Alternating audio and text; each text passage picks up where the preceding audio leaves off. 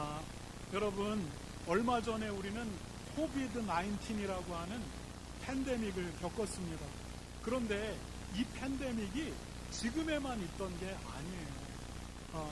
옛날 고대 로마에도 이 팬데믹이 3번에 걸쳐 있었습니다. 그 중에서 1, 2차 팬데믹이 가장 심했는데 165년에서 180년까지 있었던 팬데믹 때문에 로마 인구의 3분의 1이 감소했다라고 말합니다.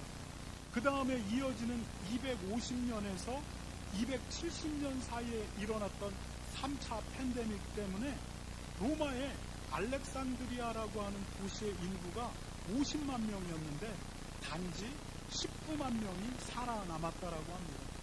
여러분, 디오니소스라고 하는 사람이 그 당시 로마의 3차 팬데믹을 기록으로 남겼습니다. 그 기록에 의하면 사람들이 수없이 죽어나갔다. 그리고 마을과 도시는 공포에 사로잡혔다라고 기록합니다. 사람들은 살아남기 위해서 마을을 떠나 사람이 없는 산으로 도망을 갔다. 이렇게 기록합니다. 사람을 만나면 이거는 죽음입니다. 그러니까 사람이 없는 곳을 향해 도망가는 것입니다. 그들은 도망을 가면서 병들어서 죽어가는 가족들과 친구들을 뿌리치고 산으로 도망갈 수밖에 없었습니다. 움직일 힘이 없는 사람들은 그냥 마을에 남겨두고 떠났고, 그리고 이미 죽은 가족과 친구들의 시신이 길거리와 집안에 널브러져 있는데 그것들을 그냥 그대로 두고 마을과 도시를 떠났습니다. 당장 눈앞에서 죽어가는 사람들을 보면서 공포를 느꼈고, 일단 살아있는 내가 살아남자라고 하는 생존 본능이 발동하는 것입니다. 도덕과 윤리라는 것은 이제 없어집니다. 양심과 교양, 젠틀함, 우아함, 이런 것들은 다 사라집니다. 그리고 우리가 원래부터 가지고 있었던 본능, 이기적인 본성, 이것들이 그대로 드러나기 시작하는 것입니다. 평소에는 도덕, 윤리, 교양, 양심, 우아함으로 다 가리껴져 있었는데 이 극단적인 상황에서 모든 사람들이 자기의 본능, 악한 본능 안에 그냥 살아가는 것입니다. 평소에 그들이 의지했던 로마의 종교, 그리고 그 종교의 사제들까지도 마을을 떠났습니다. 여러분, 로마는 굉장히 종교적으로 다원화된 국가였습니다. 우리가 알다시피 제우스 신이 있었고, 헤라, 포세이돈, 헤라클레스, 아프로디테, 그리고 헤르메스, 그리고 아폴론, 너무나도 수많은 신들과 그들을 섬기는 신전이 있었고, 그곳에서 일하는 사제들이 있었습니다. 그들 모두가 마을을 등지고 떠났습니다. 그런데 그 마을을 떠나지 않는 사람들이 있었습니다. 그들은 죽은 사람들의 시신을 수습해서 장례를 치렀고, 그리고 죽어가는 사람들을 간호했습니다. 그 사람들이 누구냐면 그리스도인입니다.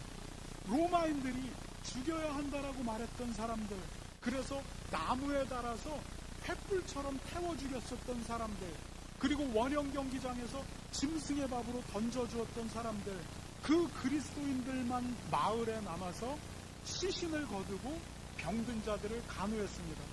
그 중에 많은 그리스도인들이 병자를 간호하다가 그들도 병에 걸려서 죽어갔습니다. 여러분, 사람들은 그 상황 속에서 이제 비참하게 펼쳐지는 이 광경과 여기에 대응하는 사람들의 모습을 보면서 아주 실존적인 2가지의 질문을 던지게 됩니다. 첫 번째는 인간이 무엇인가? 삶이라는 것은 무엇인가? 그리고 2번째 질문을 던집니다. 그리스도인은 누구인가? 이들은 무엇 때문에 이러고 있는가? 이 2가지 질문을 던지는 겁니다. 그리스도인들이 이 첫 번째 질문에 답합니다. 우리는 그리스도인입니다. 그리고 우리가 바라는 것은 이 세상뿐만이 아닙니다. 이 세상은 우리가 잠시 왔다 가는 곳입니다. 그런데 이 세상이 끝난 그 이후에 영원한 세계가 펼쳐집니다. 그리스도인이 소망하는 것은 결국 그 세계입니다. 그래서 우리가 여기에서 우리의 목숨을 드리는 것, 이것을 우리는 아까워하지 않습니다. 왜냐하면 우리가 바라는 것이 이 세상이 아니기 때문입니다. 이제 그리스도인은 두 번째 질문에 답을 합니다. 우리가 도망가지 않고 끝까지나마 당신들을 돌보는 이유는 주님께서, 우리가 주인님이라고 말하는 그 주님께서 우리에게 명령하시기 때문입니다. 예수님께서 우리에게 이웃을 사랑하라고 하셨고, 그리고 심지어는 원수까지 사랑하라고 말씀하셨습니다. 그래서 우리는 내 주인의 명령을 따라 그것에 순종하며 이곳에 머물러 있고 죽기까지 그 명령에 순종하는 것입니다. 이것이 두 번째 그리스도인의 답이었습니다. 여러분, 고대 로마를 연구하는 로드니스탁이라고 하는 학자가 있습니다. 이 로드니스탁이 이 고대의 기록들을 보면서 이제 이것을 이렇게 평가하며 말합니다. 여러분, 이게 한번 넘겨져 보게 되면, 여러분, 로드니스탁이 썼던 글을 이렇게 코테이션 해왔어요. 제가 안 되는 영어 발음이지만 제가 읽어드릴게요. Thus, at a time when all other faces were called to question, Christian offered explanation and comfort. Even more important, Christian doctrine provided a prescription for action. That is, the Christian way appeared to work. 여러분, 제가 이것을 이렇게 한번 의역해 봤습니다. 여러분, 제가 이것을 책의 전체 흐름이나 분위기에 맞춰서 이렇게 의역하면 더 분명하겠다. 제가 의역한 겁니다. 사람들이 가지고 있는 모든 믿음과 사상이 그들이 겪고 있는 현실에 대해서 답을 해줘야만 하는 상황 속으로 들어갔다. 그리고 기독교는 그 질문에 답을 했다. 그 현실 속에 있는 사람들을 위로했다. 더 중요한 것은 기독교 교리가 그들에게 그런 상황에서 어떻게 행동해야 하는지 구체적인 처방전을 내놓았다는 것이다. 이것은 기독교 교리가 실제적이고 실존적인 삶에서 실제로 작동하고 있었다라고 하는 것을 의미한다. 여러분, 제가 이렇게 의역을 했습니다. 여러분, 로드니스탁이라고 하는 학자는 그리스도인들이 믿는 교리가 그들의 삶 속에서 그때 작동하고 있었다라고 말하는 것입니다. 여러분, 세상은 답을 내리지 못합니다. 삶은 무엇인가? 로마의 사제들까지도 모두 도시와 마을을 떠났습니다. 그들이 묻습니다. 인생이 무엇인가? 모두가 다 살기 위해서 떠나는 그 처참한 현실 속에서 인생이 무엇이냐고 질문을 합니다. 그리고 남아서 우리를 돕고 있는 저들은 왜 그런지 질문하는 것입니다. 이것에 대해서 그리스도인들은 그들이 믿고 있는, 로드니스탁이 기독교 교리라고 얘기하죠. 그들이 믿고 있는 기독교 교리를 근간으로 말합니다. 우리가 이러는 이유는 이 이유입니다. 그들은 말할 뿐만 아니라 그들의 삶을 통해서 내가 이것을 믿고 있다라고 지금 증명해내고 있는 것입니다. 여러분, 로드니스탁은 이것을 기독교의 교리가 working, 작동하고 있다, 이렇게 말합니다. 여러분, 성경은 이 세상이 안개와 같다라고 말합니다. 이 세상의 모든 사람들이 잠시 이 세상을 들렸다가 결국은 떠난다라고 말합니다. 그리고 이 죽음의 너머에 영원한 세상이 있다라고 말합니다. 성경은 예수님께서 그리스도인을 그 세상으로 이끈다라고 말합니다. 여러분, 우리는 그것을 믿습니다. 그것을 믿기 때문에 팬데믹이라고 하는 현실 속에서 자기의 목숨을 그것을 믿기 때문에 내어놓는 것입니다. 그것을 믿기 때문에 예수님의 명령대로 그들을 사랑했던 것입니다. 여러분, 우리가 다음 세상에 대한 믿음이 없다면 우리는 이 땅에서 그리스도인으로 살아갈 수가 없습니다. 여러분, 이것은 불가능한 일입니다. 우리가 다음 세상에 대한 하나님이 약속한 구원에 대한 믿음, 이것이 없이 이 땅에서 그리스도인의 삶이 가능할까? 여러분, 그 믿음이 없이는 그리스도인의 삶이 가능하지 않습니다. 만약 우리가 이 땅이 전부라고 생각한다면 우리도 수단과 방법을 가리지 말고 우리를 위해서 살아야 합니다. 왜냐하면 인생은 단 한 번뿐이기 때문입니다. 단 한 번뿐인 이 세상, 내가 원하는 대로 즐기고 원하는 대로 살다 가는 것이 가장 스마트한 결정입니다. 전통, 가치, 눈치, 이런 거 하나도 볼 필요가 없습니다.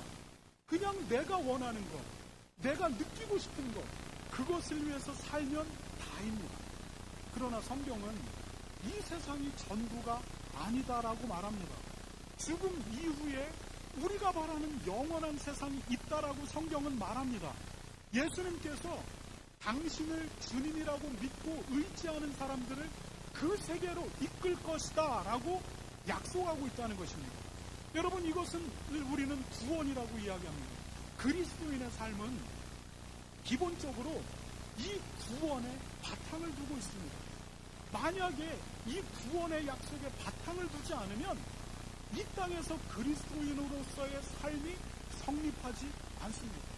여러분, 여러분이 그리스도인이라고 하는 이름으로 이곳에 앉아 있다면 이 믿음을 확증하셔야 합니다.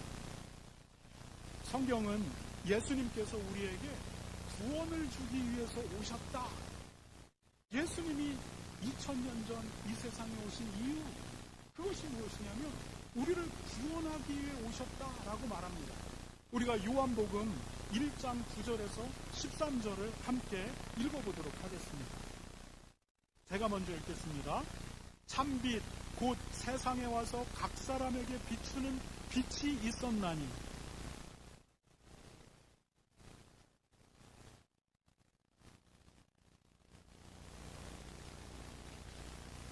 자기 땅에 오매 자기 백성이 영접하지 아니하였으나, 여러분입니다. 시작.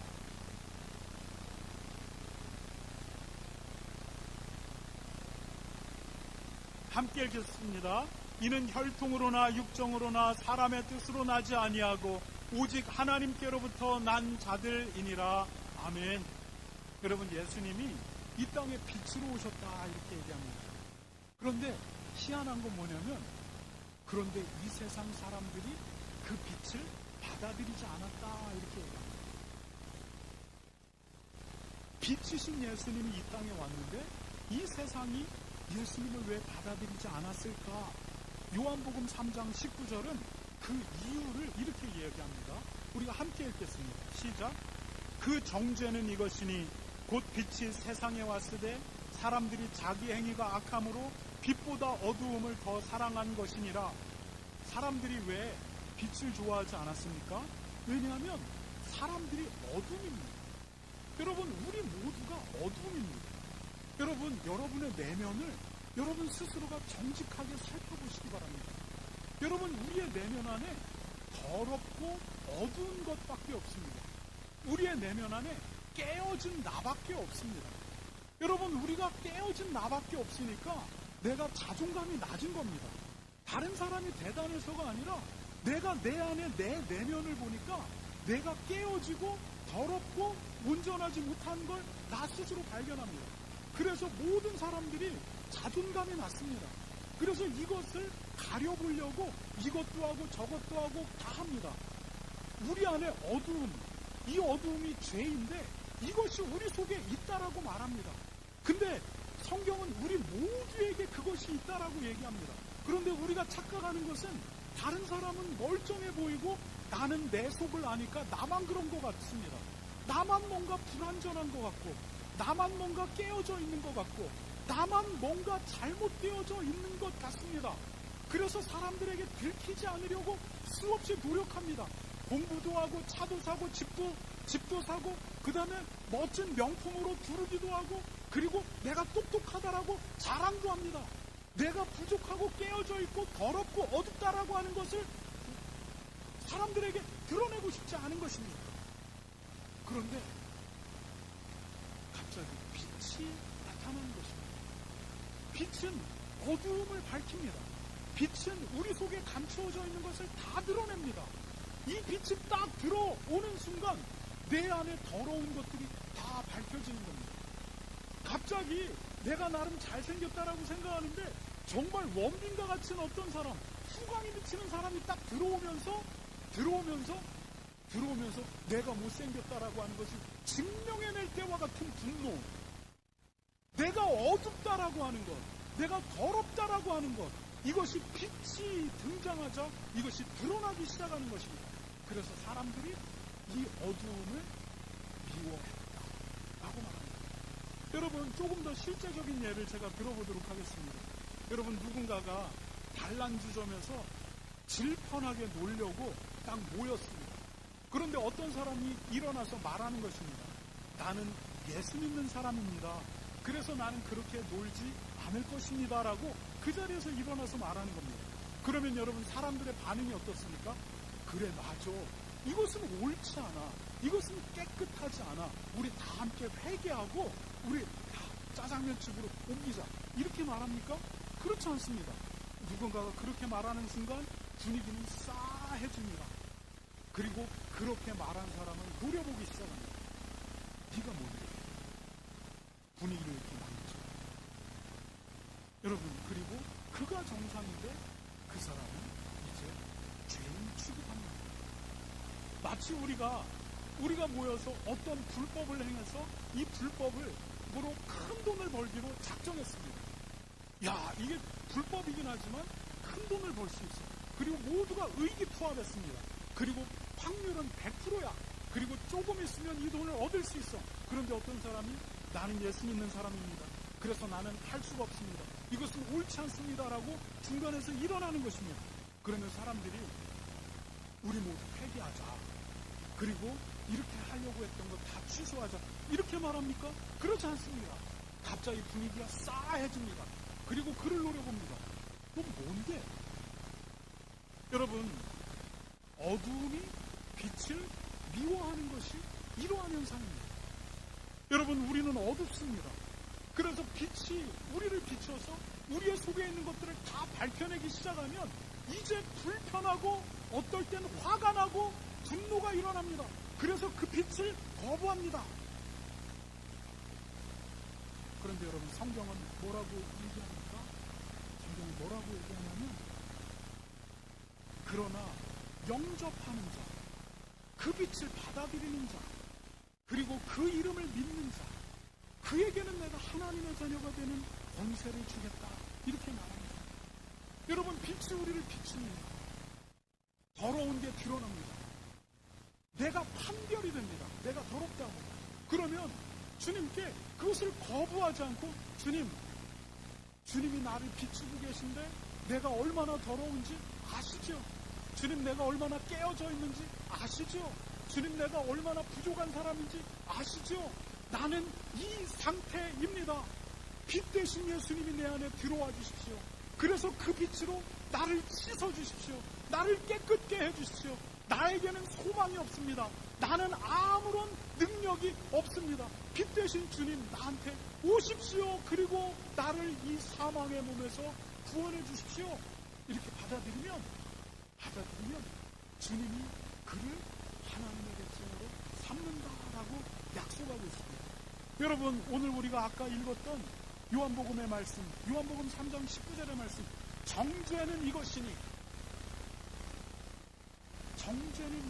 이 말이 무엇입니까? 무엇이냐면 이것이 심판이다, 이 말입니다. 그것이 무슨 말입니까? 빛이 왔으되 어두움이 빛이 싫어해서 거부해. 이것이 정죄라는 것입니다. 그들이 이것이 심판받아야 될 마땅한 이유라는 것입니다. 여러분들이 죄인이기 때문에 심판을 받아야 된다는 말이 아닙니다. 여러분, 이 안에서 죄인이 아닌 사람이 어디에 있습니까? 여러분, 우리의 마음을 다 까집어 보면 얼마나 우리가 더럽고 가증스럽고 그리고 위선적이고 음란하고 음탕하고 그리고 쑥덕거리고 다른 사람을 험담하고 우리의 마음이 얼마나 그렇습니까? 여러분, 우리 모두가 그렇습니다. 이 앞에 있는 제가 그렇고 앉아있는 여러분이 그렇습니다. 여러분, 누구도 이 현상에서 제외될 사람은 없습니다. 여러분, 죄 때문에 문제가 아닙니다.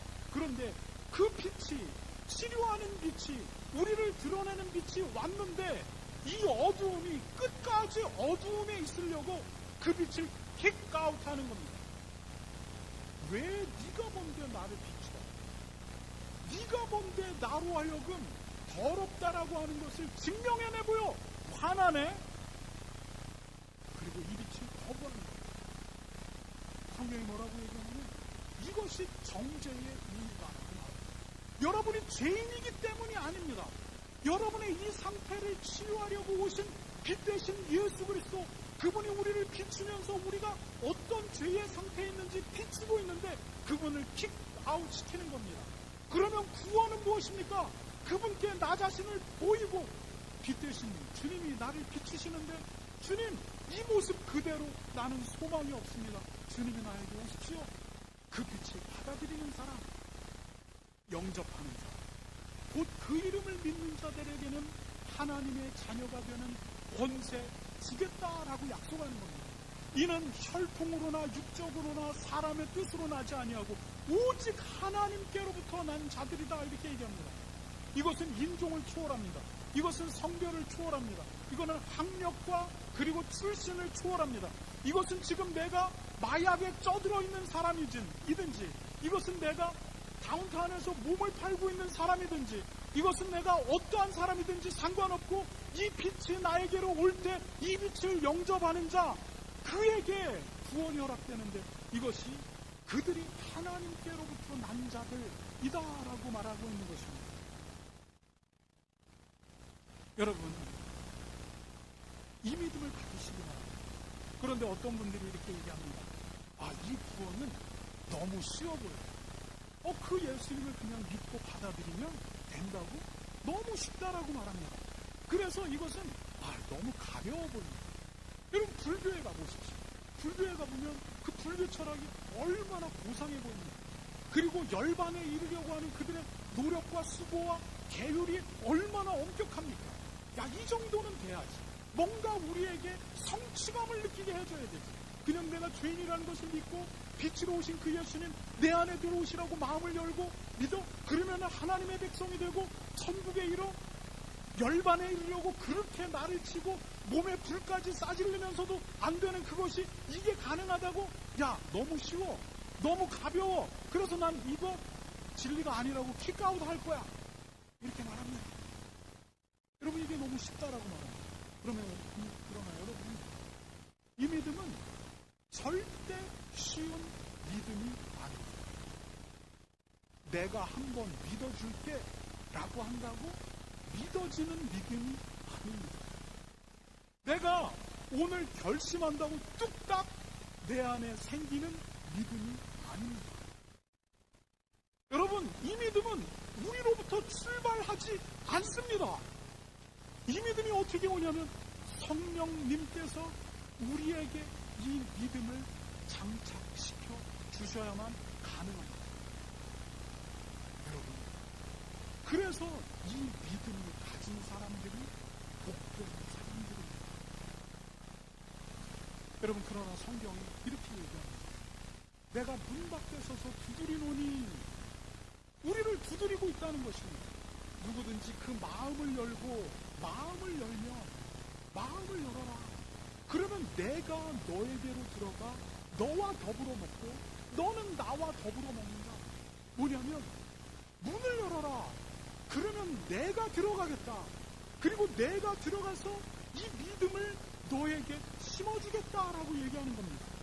여러분, 우리가 할 수 있는 일은 뭐냐면 마음을 여는 것입니다. 주님, 오십시오. 주님, 들어오십시오. 킥아웃 하는 것이 아니라 빛으로 오신 주님, 내 어두움을 밝히고 이 안에 들어와 주십시오라고 마음을 여는 것입니다. 그러면 예수님이 약속하시기를 내가 들어가겠다라고 약속하는 겁니다. 여러분, 마음을 여시고 하나님 앞에 이 믿음 이제 내 안에 있게 해달라고 구하시기 바랍니다. 여러분, 예수님 앞에 귀신 들려 고통당하고 있는 딸을 가지고 있는 아빠가 나아갑니다. 그리고 예수님이 이 딸을 고쳐주십시오라고 말합니다. 그러자 예수님이 그 아버지에게 묻습니다. 네가 내가 이것을 할 것을 믿느냐? 주님이 할 수가 있다면 그러면 해달라고 얘기합니다. 그러니까 예수님이 할 수만 있다면 무슨 말이냐? 이렇게 꾸짖습니다. 그러자 그 아버지가 예수님께 이렇게 구합니다. 주님, 내 믿음 없는 것을 도와주십시오. 내 믿음 없는 것을 도와주십시오. 그리고 예수님께서 그를 도우시고 그 딸을 고쳐주십니다. 여러분, 마음을 여시기 바랍니다. 그리고 하나님 앞에 그 믿음을 달라고 구하시기 바랍니다. 여러분, 하나님이 우리 안에 그 믿음의 씨를 뿌리고 이 믿음이 자라는 것들을 보게 하시고 이 믿음이 열매 맺는 것을 열매 맺게 하실 것입니다. 하나님 앞에 서기 전까지 이 믿음을 하나님이 완성하실 것입니다. 여러분, 마음을 열고 이 믿음을 하나님 앞에 구하시기 바랍니다. 여러분, 이 믿음이 우리에게 들어오기 시작하면 어떤 일이 일어납니까? 우리의 삶에 변화가 일어납니다. 마태복음 5장 14, 16절은 그 변화를 이렇게 말합니다. 제가 먼저 읽겠습니다. 너희는 세상의 빛이라 산 위에 있는 동네가 숨겨지지 못할 것이요. 여러분 읽겠습니다. 시작.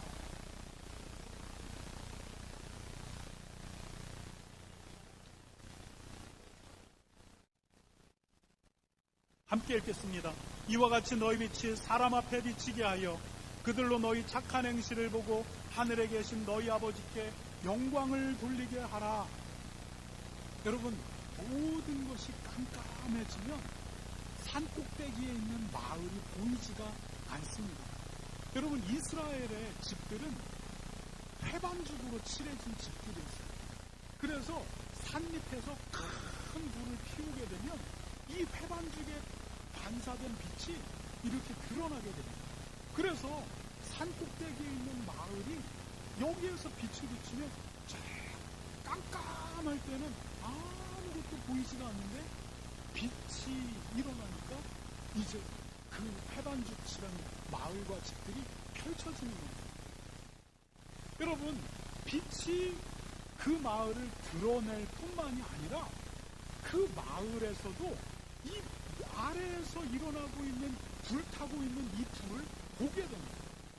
여러분, 빛은 상호작용하게 됩니다. 여러분, 우리가 깜깜한 밤, 저는 시골에서 자랐기 때문에 그런 방에도 가봤어요. 전기가 없는 방. 여러분, 밤에 전기가 없고 호롱불이 없는 깜깜한 방, 그 안에 들어가면 구석에 누가 서 있는지 모릅니다. 여러분, 성냥불을 딱 켜는 순간 저 구석에 하얀 소복을 입은 사람이 머리를 이렇게 끌어치고 나를 보고 있으면 어떡하지? 이런 공포감이 찾아옵니다. 그런데 불이 딱 켜지는 순간 방 안이 모두 보이게 됩니다. 방 안에 누가 앉아있는지 보이게 됩니다. 뿐만 아니라 방 안에 앉아있는 그 사람들이 그 빛을 보게 됩니다. 이 빛이 서로 상호작용하게 됩니다. 여러분, 마찬가지로 한 사람이 빛 대신 예수님을 그 마음에 영접하게 되면 그가 빛나기 시작합니다. 그리고 그가 빛나기 시작할 뿐만 아니라 주변 사람들도 그 빛을 감지하기 시작합니다. 여러분, 내가 이 세상에서 빛이 되어야겠다 다짐하고 결심하기 때문에 빛이 되는 게 아닙니다. 그가 빛 대신 예수님을 받아들였기 때문에 그 빛이 나기 시작하는 것입니다. 내가 세상 사람들과 다르려고 하지 않는데에도 뭔가 달라지고 있는 것입니다. 예전에는 그냥 좋았던 죄들이 이제 꺼려지기 시작하는 겁니다. 야, 우진아 술 먹으러 가자. 옛날에 아무 생각 없이 야, 가자 했는데 아니야, 이제 이르기 시작합니다. 예전에 그냥 즐거웠던 죄들이 이제 불편합니다. 옛날에 그냥 어울려서 막 뒹굴르고 같이 그냥 재미있었습니다. 그런데 불편해지는 겁니다. 이게 가능해요? 나 스스로도 내가 왜 이렇게 생각하지? 너무 불편한데? 나 스스로도 조금은 불편합니다. 주변 사람들도 불편합니다. 그래서 사람들이 야, 너 뭔가 바뀌고 있는 것 같아. 왜 그래? 이렇게 말합니다. 내가 일부러 세상과 다르려고 하는 게 아닙니다. 그런데 뭔가 불편하고 뭔가 꺼려지기 시작합니다. 그래서 사람들이 너 뭔가 바뀌고 있어 라고 말하는 것입니다. 여러분, 사람들이 감지하기 시작합니다. 여러분, 내가 내 안에 그 예수님을 받아들일 때 예수님을 향한 열정이 우리 안에 뜨거우면 뜨거울수록 이 현상은 더 강하게 일어납니다. 오래 믿었다고 강하게 일어나고 지금 믿었다라고 약하게 일어나는 게 아닙니다. 여러분, 그 강도는 내가 그분을 얼마나 강하게 열망하고 있는가에 따라 달라집니다. 여러분, 성숙한 어른의 수준으로 열망하면 어른의 장성한 신앙의 모습이 나오는 겁니다. 어린아이와 같이 연약한 열망으로 열망하면 어린아이와 같은 모습으로 나오는 것입니다. 여러분, 내가 그 빛 대신 예수님을 받아들인다. 이것은 열망으로 다시 표현할 수 있는데 내 안에 그분에 대한 열망이 없으면 그 빛은 나타나지 않습니다. 예수님께서 오늘 본문에서 너희는 빛이다. 너희 빛이 사람 앞에 비치게 하라. 그래서 너희의 행실을 보고 하늘에 계신 하나님 앞에 영광을 돌리게 하라. 이렇게 말씀하시는데 이 말씀은 너희들 착하게 살기를 결심해라. 이 말이 아닙니다. 여러분, 착하게 살기로 오늘 결심하면 오래가지 못합니다. 오늘부터 내가 예수 믿는 사람이니까 저도 이제 여러분에게 자주 얘기해요. 우리 예수님 안 믿는 우리 자매 둘이 여기 왔으니까 여러분 실족시키지 마십시오. 이렇게 늘 얘기합니다. 그런데 여러분, 내가 그렇게 했다고 결심하면 그것은 오래가지 못합니다. 여러분, 여러분이 착한 일을 결심하면 그게 얼마나 오래갑니까? 얼마나 이것들이 지속됩니까? 지속되지 않습니다. 당분간은 그래 보입니다. 여러분, 그런데 우리가 가져야 되는 게 뭐냐면 빛 대신 그 예수님을 이 마음에 품는 겁니다. 여러분, 이분과 계속 친밀해지고 이분을 계속해서 열망하고 이분과 더욱더 가까이 하려고 하는 것입니다. 그때 우리 안에 자연스럽게 이분의 빛이 반사되는 것입니다. 약하면 약하게 반사되고 강하면 강하게 반사되는 것입니다. 그때 우리가 사람들 앞에 서서히 빛이 되어져 가는 것입니다. 여러분, 주님이 우리에게 빛이 되라. 이 말은 뭐냐면 주님과의 친밀한 교제로 더욱더 끌어당기는 겁니다. 주님과 깊이 친밀할수록 우리에게 반사되는 빛이 강합니다. 예수님이 이렇게 얘기합니다. 나는 포도나무다. 그리고 너희는 가지다. 가지가 포도나무에 붙어있지 않으면 어떻게 되냐? 살 수도 없고 열매를 맺을 수도 없다. 그러니 너희들은 나한테 붙어 있어라. 이 말입니다. 여러분, 빛 대신 그 예수님과 동행하고 그분을 열망해야만 우리 안에 그분의 빛이 반사됩니다. 여러분, 주님과의 동행이 식어져 있습니까? 주님을 향한 열망들이 이제 간간히 다 없어져 없습니까? 우리가 많이 그렇게 되어져. 주님이 없는 게 아니에요. 주님이 우리 안에 계세요. 그러나 우리가 주님께, 우리 안에 계신 주님께 더 가까이 가려고 하잖아요. 그러다 보니까 교회는 우리는 복음의 능력을 잃어버렸어요. 더 이상 우리가 손을 얹고 귀신 들린 자에게 예수 그리스도의 이름으로 명하는 너 더러운 귀신 떠나라고 말하면 우와 이유 이렇게 얘기해요. 우리가 병자를 위해서 함께 기도할 때 아무 일도 일어나지 않습니다. 예전에는 교회 예배당에 와서 앉아있는 그 순간 하나님의 거룩한 임재가 우리를 눌렀고 그리고 말로 설명할 수 없는 눈물들이 폭받쳐 올라왔고 내가 하나님 앞에 죄인이라고 이야기하는 복음의 놀라운 능력들이 교회 안에 충만했습니다. 그런데 더 이상 교회는 이 복음의 능력을 다 상실했습니다. 왜냐하면 우리 개인이 주님과 더 이상 가까이 있지 않기 때문이고 교회가 더 이상 주님과 가까이 있지 않기 때문입니다. 복음의 문제가 있는 것이 아니라 우리에게 문제가 생겨버렸습니다. 주님이 우리에게 요구합니다. 나한테 오라고 얘기합니다. 마음을 열라고 얘기합니다. 주님을 열망하라고 얘기합니다. 그 빛 대신 예수님이 내 안에 분명하게 거하실 수 있도록 하라고 얘기합니다. 성령이 근심하지 않게끔 하라고 얘기합니다. 죄라는 장애가 주님이 우리 안에 함께 머물러 있기에 부족함을 계속 만들지 않도록 우리에게 거룩을 향해서 애쓰라고 우리에게 요구합니다. 그때 우리에게서 예수 그리스도의 빛이 다시 드러나고 복음의 능력이 살아난다라고 얘기합니다. 여러분, 그때 교회 안에 어떤 일이 일어납니까? 말라기 4장 2절은 이렇게 얘기합니다. 우리가 함께 읽겠습니다. 시작. 내 이름을 경외하는 너희에게는 공의로운 해가 떠올라서 치료하는 광선을 비추리니 너희가 나가서 외양간에서 나온 송아지같이 뛰리라. 그러면 그때 하나님의 공의의 광선이 비춘다. 그 광선이 비추게 되면 어떻게 되냐? 외양간에서 나온 송아지같이 뛰리라. 여러분, 외양간에서 나온 송아지같이 뛰리라. 시골에서 자라지 않은 겁니다.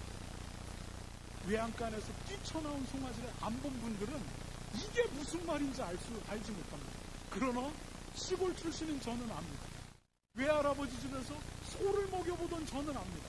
소가 태어나서 외양간에 있다가 이것을 밖으로 딱 끄집어내는 순간 깨끗하고 노란 송아지가 얇은 다리를 가지고 고개를 팍팍 흔들면서 껑충껑충 뛰기 시작합니다. 그리고 이리 껑충 저리 껑충 막 껑충껑충 뛰다니는 겁니다. 지금 구약의 말라기 선지자가 그 광경을 연상하는 겁니다. 생명이 약동하는 송아지, 힘이 넘쳐나는 송아지, 막 자라나는 송아지. 너희가 그렇게 되면 예수 그리스도 그분과 다시 연합하게 되면 하나님의 공의의 광선이 너희의 삶에 비칠 것이고 너희의 교회 속에 비칠 것이고 그래서 너희는 약동하는 송아지같이 뛰게 될 것이다.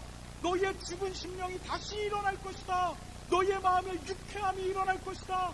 교회는 다시 살아날 것이다. 하나님의 영광이 일어날 것이다. 이것을 말하는 것이다. 여러분, 그때부터 다시 교회는 구원의 방주가 됩니다. 구원받는 사람들이 일어납니다. 은혜와 평강교회가 6년간 이토비포에 있다가 옥길로 이사했습니다. 이사의 목적은 로컬 교회가 되자. 이 로컬 교회가 뭐냐면 이 지역에서 이 사람들과 함께하고 이 사람들 전도하고 이 사람들이 여기에서 기도하고 여기에 모여서 성경 공부하고 새벽 예배하고 그리고 힘들면 기도하러 나오고 이러한 교회, 성경에서 모든 교회가 로컬 교회인데 그 교회가 되자. 그래서 이토비포에서 옥길로 이사를 했습니다. 주님이 우리를 이곳에 세우시면서 우리에게 명령하시는 것은 또 뭐냐면 이제 이곳에서 너희가 옥길의 빛이 됩니다. 여러분, 어떻게 빛이 됩니까? 착한 행실을 결심한다고 오래가지 못합니다. 우리에게 가까이 와라. 기도를 잃어버렸더니 기도를 하시고 말씀을 잃어버렸더니 말씀하셔야 됩니다. 큐티 가볍고 아무것도 아닌 것처럼 목숨을 걸고 말씀을 묵상합니다. 나에게 가까이 오면 은혜와 평강이 빛이 달려요. 그러면 주변에 있는 사람들이 은혜 평강교회 보면서 뭐지? 저 사람들 뭐지? 야, 저게 뭐야? 궁금해합니다. 그리고 이곳에 들어오게 됩니다. 그리고 여기에 계시는 우리가 열망하는 그 예수님을 만나게 됩니다. 보게 됩니다. 그리고 복음의 능력이 다시 살아나게 됩니다. 예수님께서 2000년 전에 이 땅에 오신 목적이 교회를 통해 성취해 나가게 됩니다. 이 일이 여러분의 삶과 교회에 충만하게 되기를 소망합니다. 기도하도록 하겠습니다.